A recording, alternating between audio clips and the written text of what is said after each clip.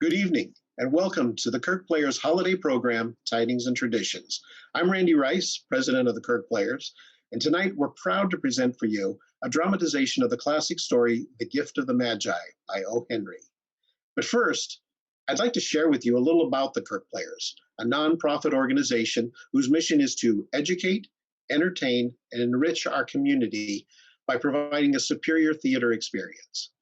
Now, as a 501c3 organization, we're proud to have given back to our community over $150,000 over our 55-year history with an emphasis on furthering the arts.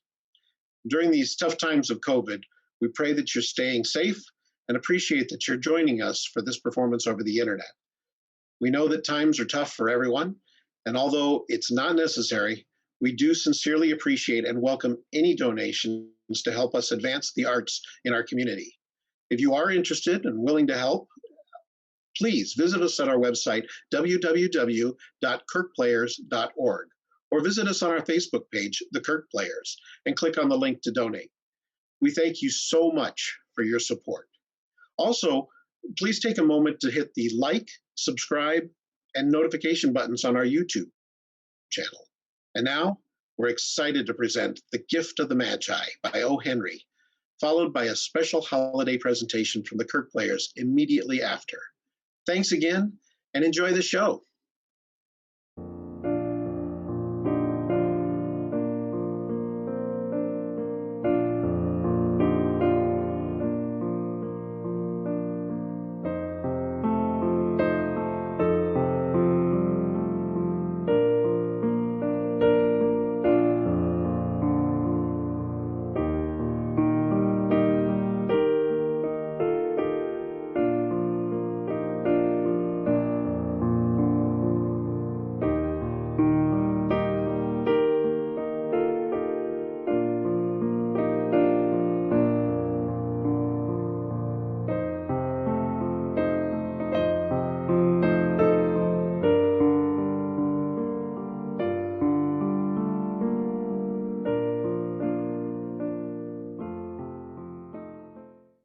This is a story about love and sacrifice.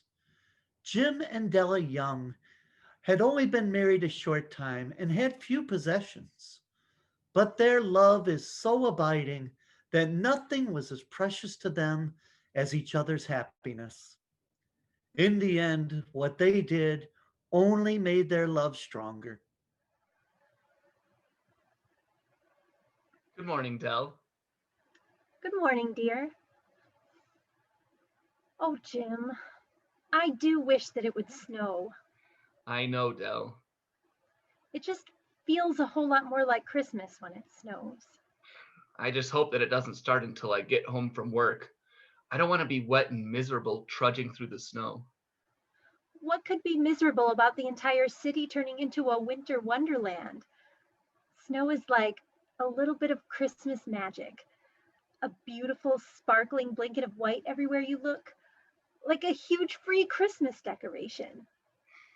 Well, considering how little money we have, I guess if it's free, I'm all for it.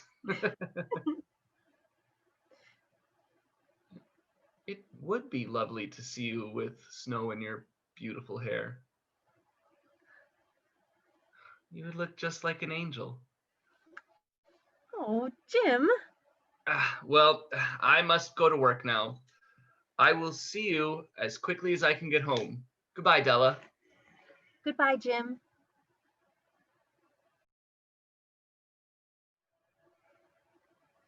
Now, where is that money that I put aside for Christmas? $1.87. That was all. And 60 cents of it was in pennies. Pennies saved 1 and 2 at a time. Della counted it for the third time. $1.83, $1.84, $1.85, $1.86, $1.87. It was still the same. And the next day would be Christmas. $1.87 with which to buy a present for Jim. her Jim. There was clearly nothing to do but sit and cry. So Della did.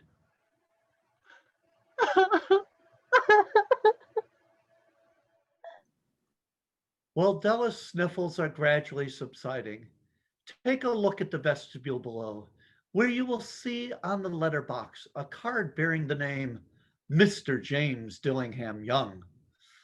The Dillingham had been flung to the breeze during a former period of prosperity when its possessor was being paid $30 per week.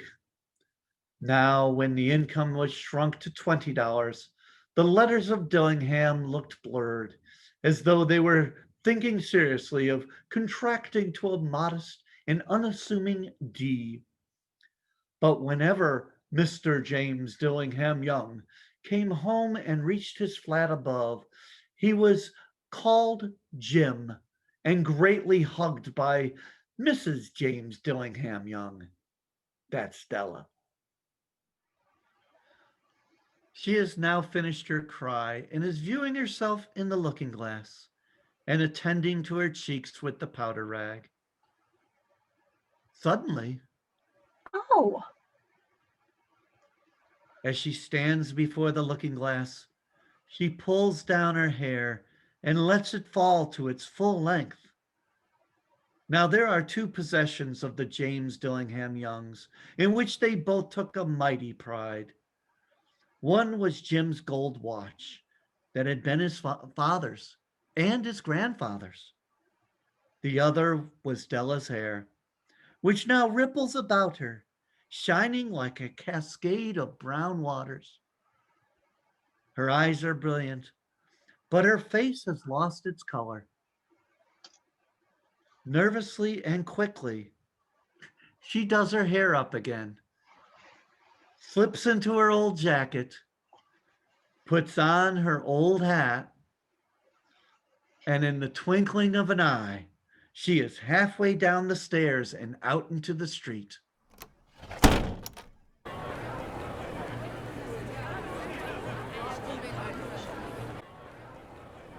Della has a determined, almost desperate look as she sights a sign reading, Madame Symphony, hair articles of all kinds. She stops quickly, then opens the door, which leads to a flight of stairs.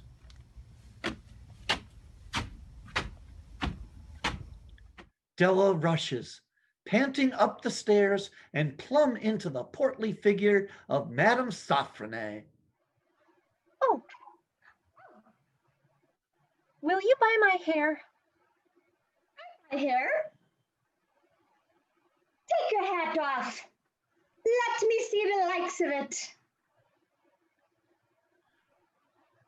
Down ripples the brown cascade.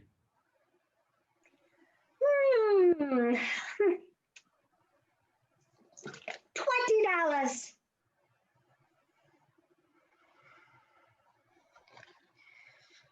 All right. Only quickly, please.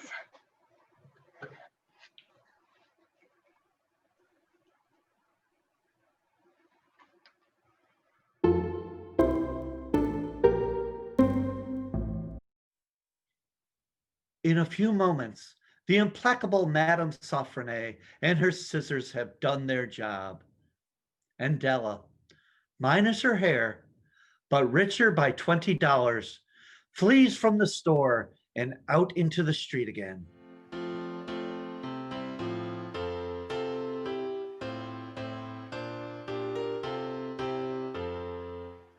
This time, she's looking for a different store, a store in which to buy, not to sell. At last, she finds herself in a department store in the midst of a gay holiday throng.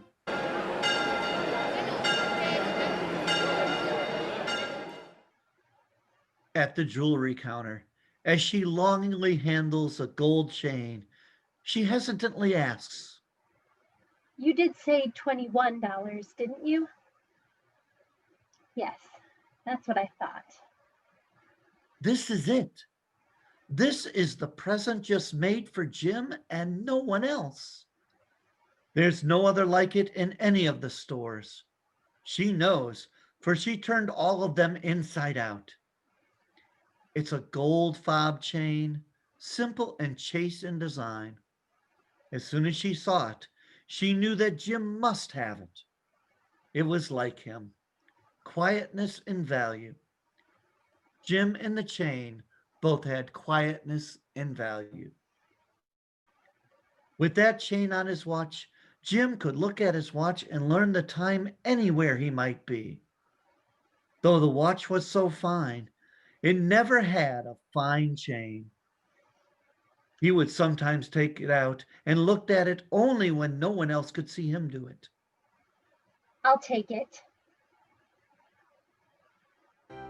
She paid $21 for it, and she returned home with the chain and 87 cents. With the chain wrapped in a holiday wrapper and clutched in her eager hands, Della finds herself again out on the street.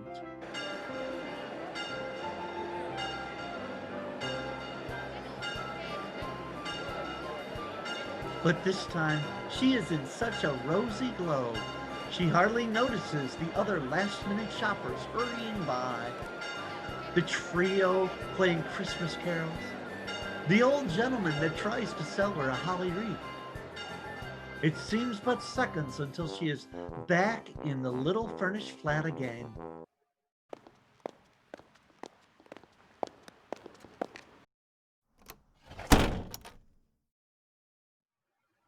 When Della arrived home, her mind quieted a little. She began to think more reasonable. She started to try to cover the sad marks of what she had done. Love and large-hearted giving, when added together, can leave deep marks. It's never easy to cover these marks, dear friends, never easy. Within 40 minutes, her head looked a little better. With her short hair, she looked wonderfully like a schoolboy. She stood at the looking glass for a long time. Jim doesn't kill me first. Not like I look like one of those girls who sings and dances for money. But no more time for reflections, physical or mental. It's nearly 7, and Jim is never late. She sits nervously, waiting for Jim.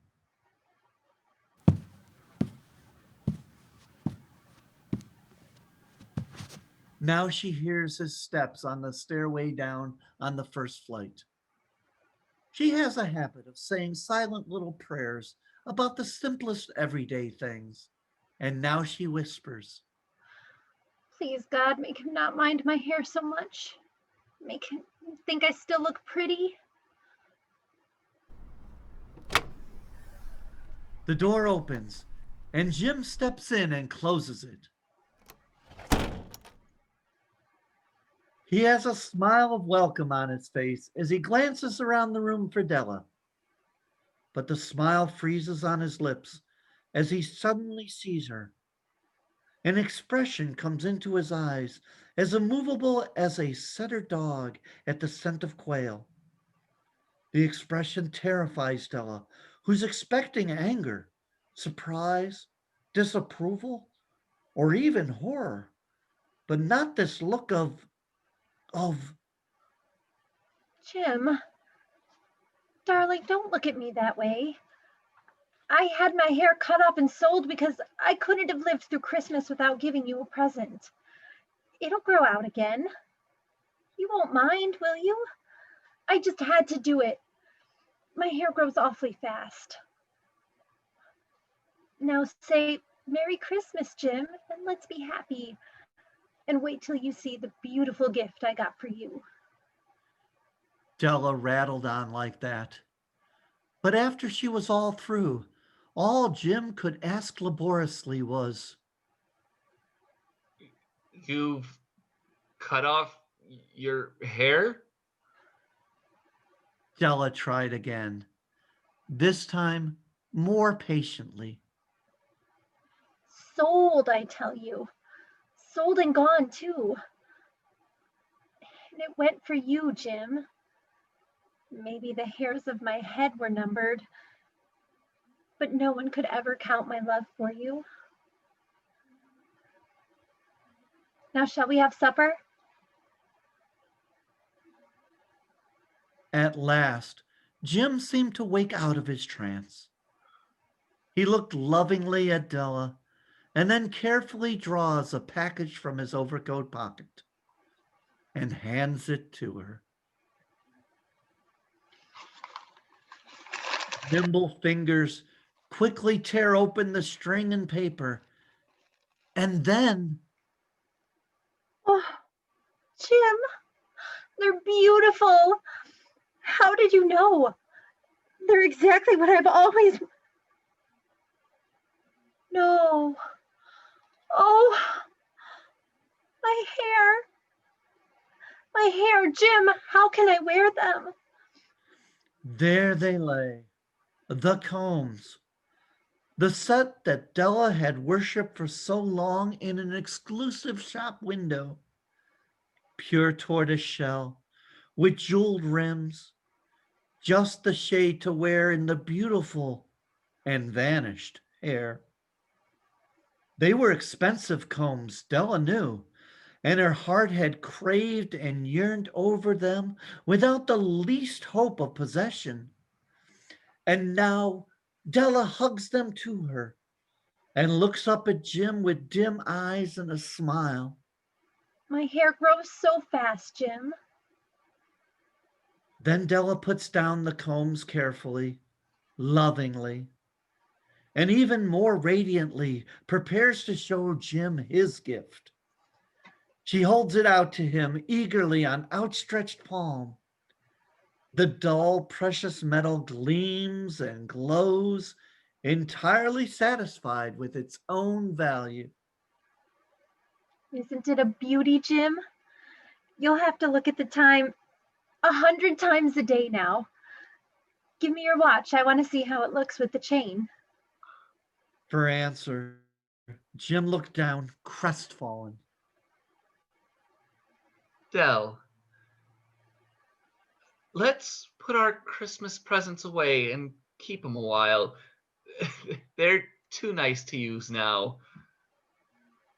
I sold the watch to get the money to buy your combs. And now, how about supper? The Magi, as you know, were wise men, wonderfully wise men who brought the gifts of the newborn Christ child. They were the first to give Christmas gifts. Being wise, their gifts were doubtlessly wise ones. And here I've told you the story of two children who were not wise. Each sold the most valuable they owned in order to buy a gift for the other. But let me speak one last word to the wise of these days. Of all who give and receive gifts, such as they are the most wise. Everywhere, they are the wise ones. They are the Magi.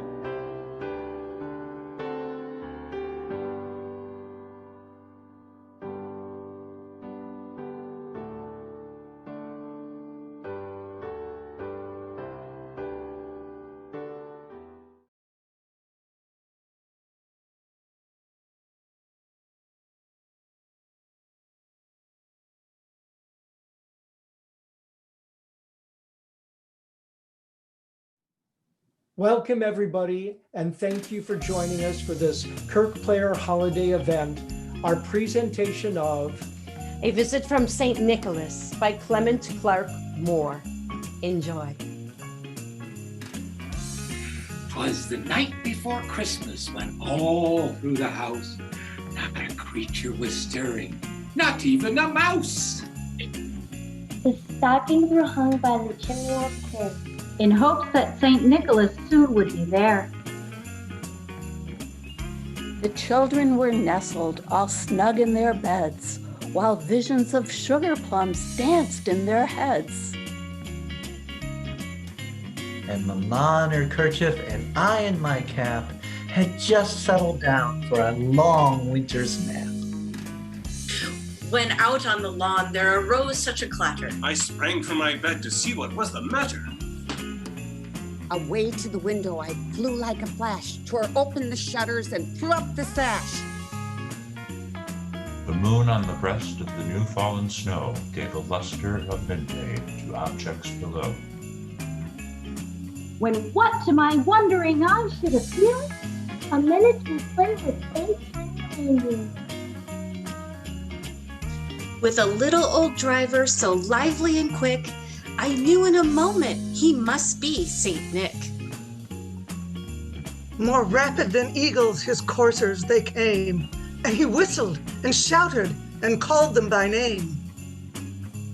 Now Dasher, now Dancer, now Prancer and Vixen, on Comet, on Cupid, on Donder and Blitzen. To the top of the porch, to the top of the wall. Now dash away, dash away, dash away all!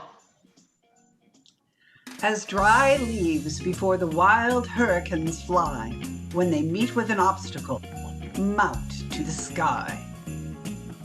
So up to the housetop the coursers they flew, with a sleigh full of toys and St. Nicholas too. And then in a twinkling I heard on the roof the prancing and pawing of each little hoof. As I drew in my head and was turning around, down the chimney St. Nicholas came with a bound. He was dressed all in fur from his head to his foot, and his clothes were all tarnished with ashes and soot. A bundle of toys he held on his back. He looked like a peddler just opening his pack. His eyes, how they twinkled. His dimples, how merry. His cheeks were like roses, his nose like a cherry. His droll little mouth was drawn up like a bow, and the beard on his chin was as white as the snow. The stump of a pipe he held tight in his teeth, and the smoke, it encircled his head like a wreath. He had a broad face And a little round belly, that shook when he laughed. like a bowl full of jelly. He was chubby and plump, a right jolly old elf, and I laughed when I saw him in spite of myself. A wink of his eye and a twist of his head soon gave me to know I had nothing to dread. He spoke not a word, but went straight to his work. and filled all the stockings, then turned with a jerk. And laying his finger aside of his nose, and giving a nod, up the chimney he rose. He sprang to his sleigh, to his team give a whistle, and away they all flew like a bound of a thistle. But I heard him exclaim ere he drove out of sight, "Happy Christmas to all, and to all a good night." We certainly hope you enjoyed that little bit of cheer. The Kirk Players wish you a safe and joyful holiday season. And a very happy new year in 2021. Stay safe and many blessings. Bye-bye. Bye-bye.